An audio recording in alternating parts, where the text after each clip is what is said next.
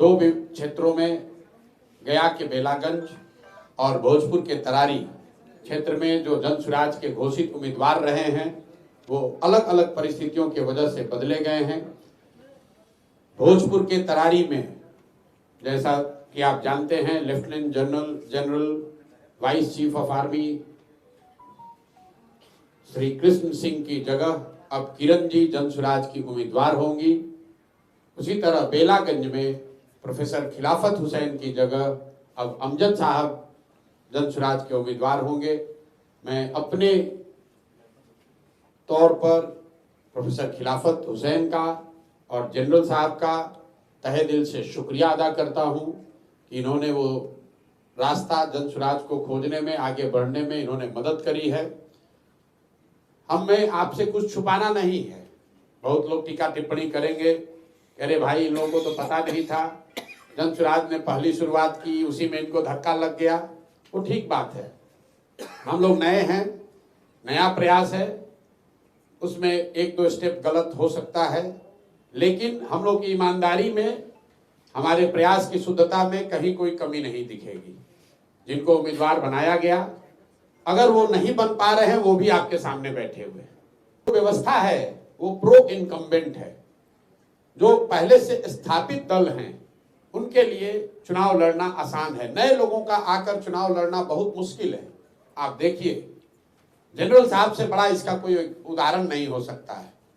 ये करत के रहने वाले हैं, बिहार के सबसे काबिल बेटों में इनकी गणना होनी चाहिए।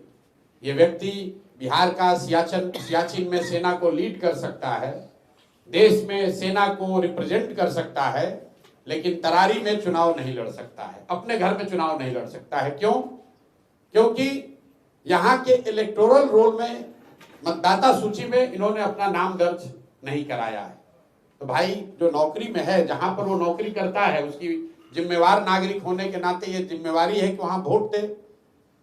जनरल साहब नोएडा में रहते थे, नोएडा में इनका वोटर लिस्ट में नाम है, वहां से हम लोगों ने नोटिफाइड कॉपी यहाँ लगाया, फॉर्म 8 भी भरा और यहाँ के प्रशासन को ये अनुरोध किया कि इनका मतदाता सूची में यहाँ नाम शामिल किया जाए।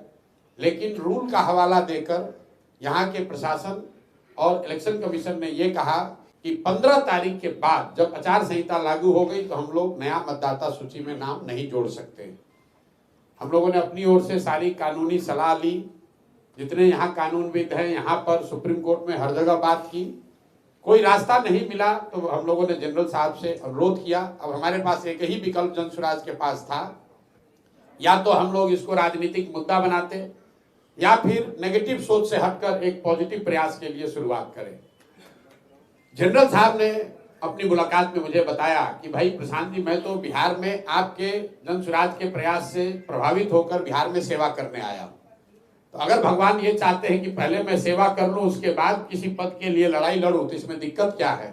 और सब ने मिलकर ये फैसला किया कि किरण जी को यहाँ पर इनके सेवा, इनके क्षेत्र में किए गए प्रयास के आधार पर जनसुराज का उम्मीदवार बनाया जाए।